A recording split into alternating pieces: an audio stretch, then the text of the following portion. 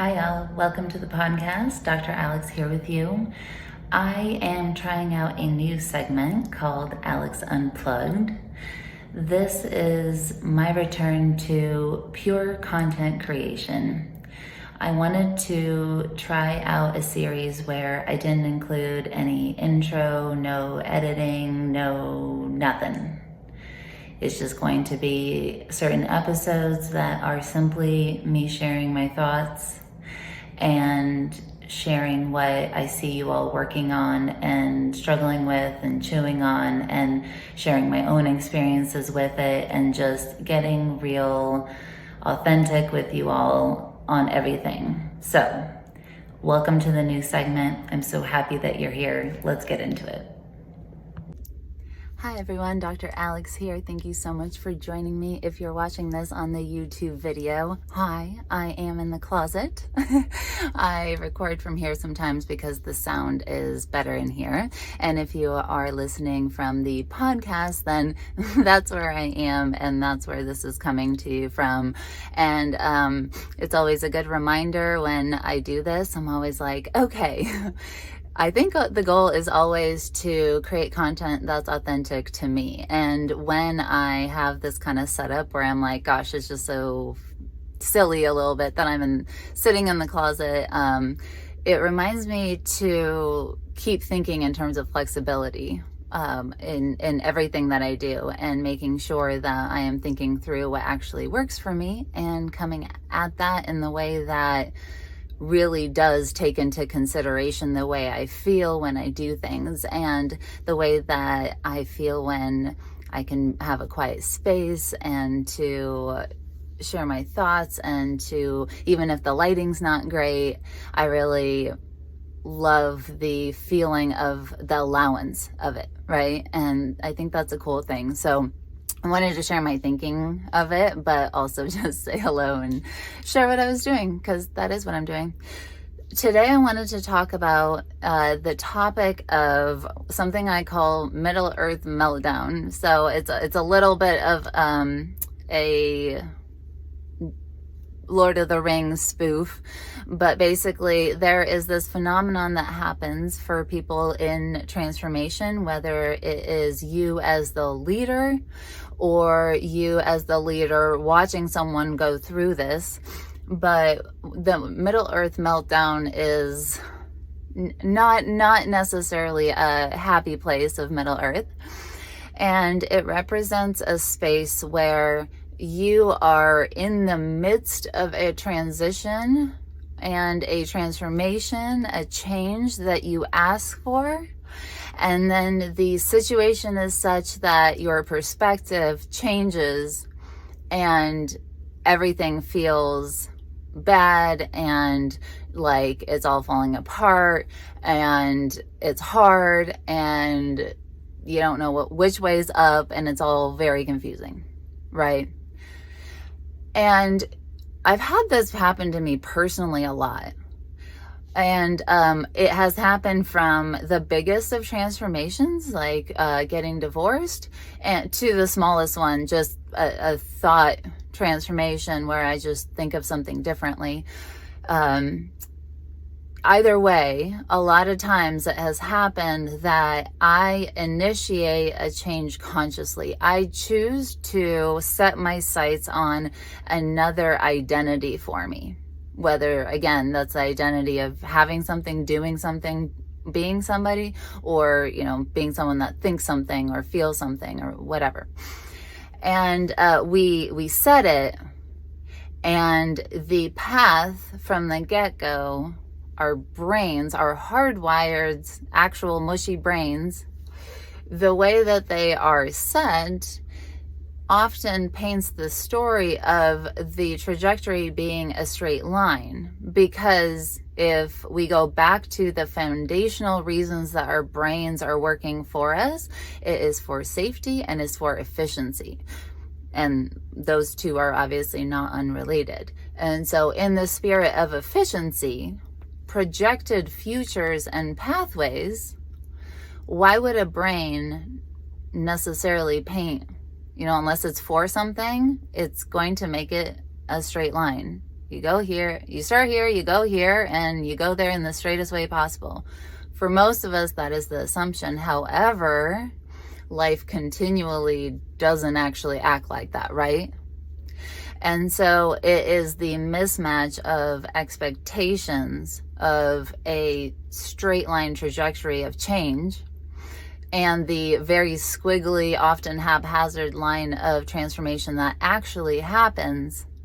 And if our mental body and our narrative is geared towards that mismatch and we are gripping and controlling from that place, often this Middle Earth meltdown becomes really, really emotionally painful and difficult. Because when we find ourselves either not reaching the change as fast as we want, or we get there and it's not what we thought, or we have a big old honking obstacle in the way and we can't seem to overcome that obstacle and get back on the path of getting to the transformation, it gets really, really frustrating. And any work that we have often done becomes the fodder for resentment, right? It's because I did XYZ, because I put in the work, because I started new habits and tried new things and vetted out new strategies and deviated from my usual pathways and bust out of those brain wiring things. And now if it's not happening, now I'm pissed. I'm upset. I'm worried. I'm angry. Fill in the blank. But the Middle Earth meltdown is not a feel-good place to find ourselves in. So when it comes to this phenomenon, if we know that this happens commonly and we know that it is painful, part of living out self-love and good self-worth, and this topic is important because oftentimes people don't even know what that means. I know I didn't when I started out. Like, what does self-love look like besides bubble baths and stuff? This is where intentionally setting yourself up for success at a spot that you know may be coming for you and may be painful is a show of self-love. This is one of those ways, and to bring a little lightness to it, I call it not getting caught with your pants down, right? This is taking care of your life, your side of the street, the things that you need so that you can have as smooth as possible life experience. And that's important because life's right, it does its thing anyways, so we don't need to interject extra on top of it just for the fun of it, right? It's hard enough as it is. Most people are not looking for more drama and negative emotions in their world. And because of that, it behooves us to look ahead and think about this kind of thing and ask, what have I initiated? What have I asked to be different? And now I'm fighting it. Now I'm resisting the change. Now I don't want to do the work that is entailed in becoming the person that has that thing or does the thing or be's the person that is that. And when that happens, it is a matter of remembering. So what do I mean by that? Because that's the whole trick, right? If you could just remember what you said and why you said it, then there would be less of a problem because the narrative would match. Even though this is hard, this is why I want this, it's very important to me, let me keep going. But if that's not what the narrative sounds like, resources need to be applied to make it more that than not, right? So for me, it is a matter of keeping my intentionality top of mind. And I have a couple really, really simple ways to do that, okay? It doesn't actually take a lot. So this is one of those really, the possibility of the habits, really easy, take very little time throughout the day. But the impact, the payment that you get from using these and instilling these habits and becoming the identity of the person who has them is massive, okay? Because you get to stick with what you're doing and actually see yourself through. So instead of being like, oh no, here's another thing I failed, let me try this again. And now you have to wonder if you finish that one or if that one works or if you succeed there. It's a lot of extra pain and a lot of mental gremlins just running amok. creating structures to catch the mental gremlins is, again, part of that self-love. So ways of remembering that I really like. For one, I think it is so helpful and so powerful to actually write out by hand, there's not typing, but it works if that's what will allow you to keep doing it, and if that's what makes sense in your life. But for me, writing it out by hand, and the research does back this up in terms of what we write versus what we type, does get translated to hardwiring and memory formation better. They've studied that for school purposes, right? But we can use that here to our advantage. Writing out your goals, and next to the goal, writing out the purpose for why you want it. And we do this in a brain-based, brain-friendly way, because we have to consider what the brain uses for instructions to hardwire. And so the way that we write the goals is towards what is it that you do want? Not, I don't want headaches, but what is it instead of headaches? I feel comfortable, I feel good, I feel energetic, whatever that is.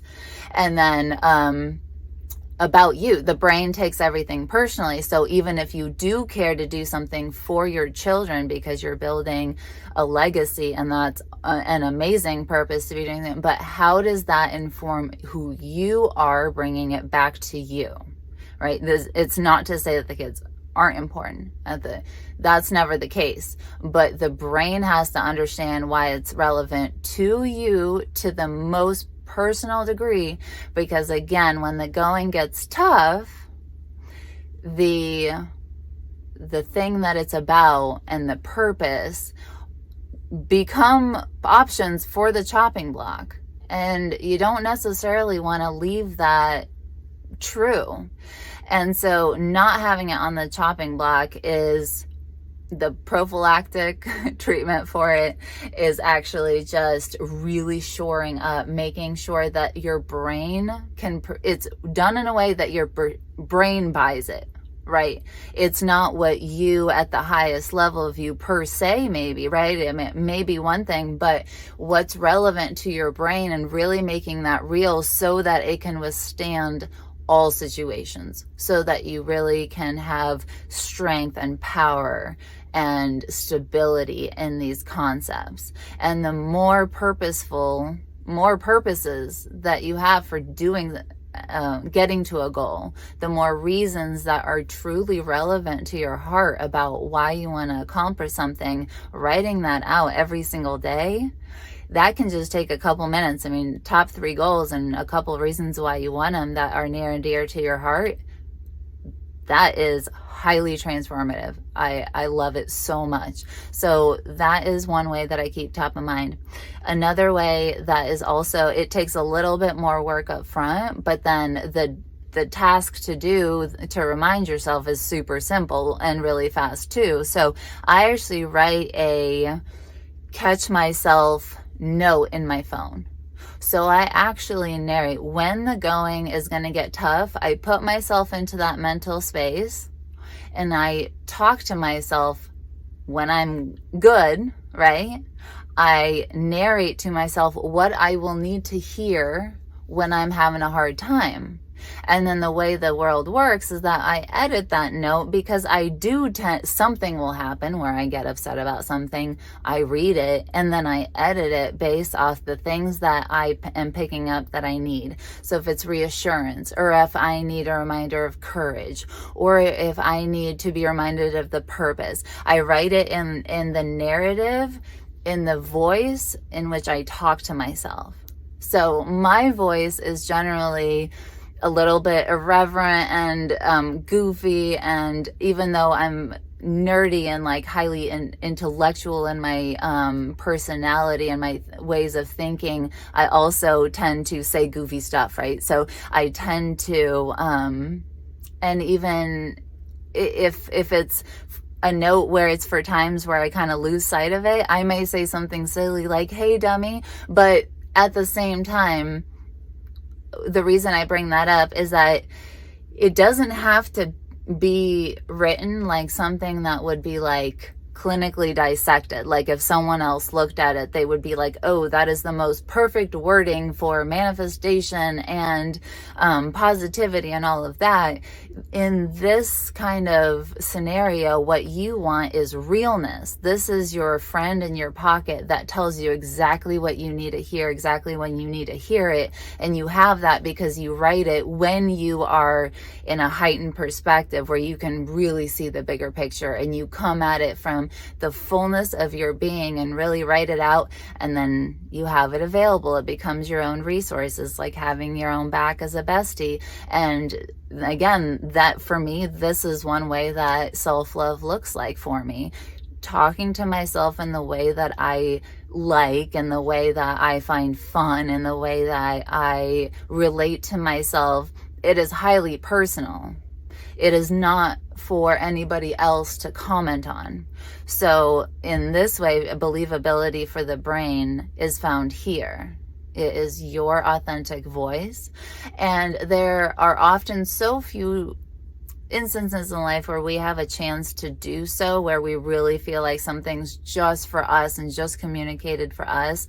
And so I like this for so many reasons. There's so many benefits to this kind of thing. And then reading it, just honestly, when I get upset, I go back to that note for myself and I pick myself up and give myself what I need. So often then reading that helps me then find a little bit more neutrality in my emotions. From there, I can make a better choice of what I do next. Sometimes I come back, read it again, and then take more action. Maybe I might calm myself down. Maybe I might eat a nice meal.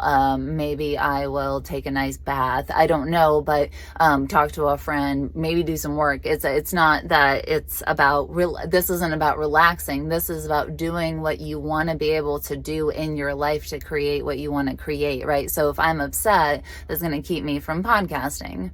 If I process that emotion and help myself get to a place of a higher perspective that allows me to feel more at ease and flow and safe and creative, well then awesome, then I will create more podcasts, right? And I will be happy because I love doing it. The world will be helped, and that's at least my very strong intention for these. And all around, it'll be a better thing because I took care of my side of the street. And then the last one that I will share, the last thing for keeping it top of mind, I say this every time, and I probably will say it every time because I love it and it works and it's the cheapest thing ever: sticky notes. It seems so simple and so low tech, but sticky notes around the house or your car or inside your laptop when you open it, or in your jewelry box where you get, it does not matter. But the point is to expose your mind over and over, bathe it in the concept of like, what am I doing? Where am I going? Where is my vision set? How do I keep my eye on the prize and not move it? And just moving sticky notes, I'll switch up the color. Your brain becomes habituated to these things, right? And so I move them. I switch them up. I might I might get a different shape. I might get different colors. I may just keep the same one, but put a different message on it. Change the wording. Make it funny or goofy. Make it super serious and a really big mission. I will modify it to keep it top of mind as much as possible. And all of these ways that we keep things top of mind increase and accelerate the hardwiring. And another way of saying that is it accelerates the transformation. So not only is having things reminded to you, not only will it keep you on the path, but in my experience, it just smooths the road out so much more. And here's the thing, if you're having a better time getting to a goal, people care less about how long it takes to get there, right? If you're enjoying the view and the path and whatever, then people don't mind it taking longer. Kind of like you don't want to eat a 6-course meal in 5 minutes because you're missing it. And it's the same thing there. If you're enjoying it and you can find that enjoyment, then it's less important to you. And then here's the actual kicker though, is that because you're happy, you do the things you need to do to get to your goal. You'll be more ballsy, you'll be more courageous, you will get after that goal. You won't take 2 weeks off to cry in bed and be depressed, right?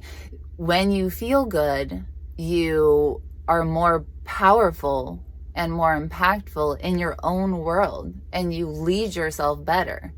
And so the irony of it is that in this one single Middle Earth meltdown strategy session that we're having,